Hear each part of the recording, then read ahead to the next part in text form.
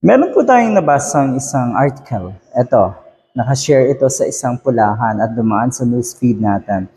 So ito ay tungkol sa price ceiling ng bigas. At ito po ay pinagyayabang ngayon ng mga pulahan na kung ay gumagawa ng paraan. Si Marcos Jr. para nga mapigil yung pagtaas ng presyo ng bigas. Pero kung titignan natin, yung naandito sa mga pictures na ito, abay, sobrang tataas din po ng presyo. Napakalayo po doon sa 20 pesos na ipinangako natin si Marcos Jr. At madalas niya sabihin na unti-unting bumababa, papunta na nga daw doon sa 20 per kilo na bigas na pangarap daw nating lahat. Pero yun nga po ay ipinangako niya. So, taliwas na taliwas sa totoong nangyayari. Dahil kung makikita nyo nga dito, tignan nyo naman, 41, 45, 45. Wala tayong makitang mababa sa 40. Kada kilo ng bigas. So, ibig sabihin, doble doon sa ipinangako niya. Ganun po katindi. Etong mga pulahan, nagpapauto at patuloy na nagmamaang-maangan at naniniwala na gumagawa nga ng paraan yung kanilang idolo. Pero walang nangyayari. Ito yun, hindi daw paaawat si Marcos Jr. at ang ating pamahalaan sa pagsiguro sa maayos na pagpapatupad ng mandated price ceiling sa bigas sa mga pamilihan sa iba't ibang bahagi ng bansa.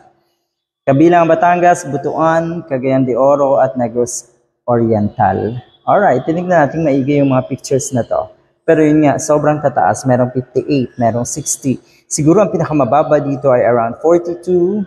Ganon, meron pa 56, 60. Ay nako po, ay mukhang totoo yung sinasabi natin si Duterte.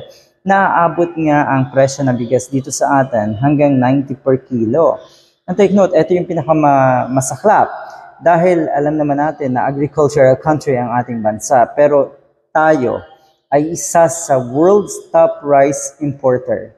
Ito po yun. Itong article or balitang ito, nakikita niyo naman yung presyo ng mga bigas dito. So etong presyohan na ito, hindi pa ito yung first class, hindi pa ito yung pinakamataas na presyo. Ibig sabihin, ito yung nasa middle na mga presyo ng bigas.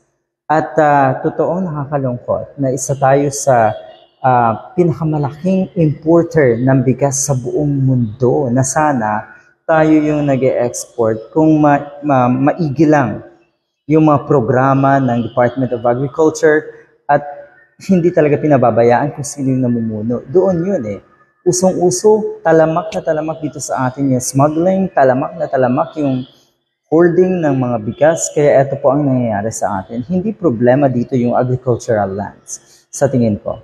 Tingnan natin na itong article na to. The Philippines has overtaken China as the world's top rice importer according to the latest report by the U.S. Department of Agriculture. Mantakin nyo, talo pa natin ang China sa laki, sa dami ng ini-import nating bigas na kung saan sana tayo yung nag-i-export dahil napakaraming rice field kung tutuusin dito sa ating bansa.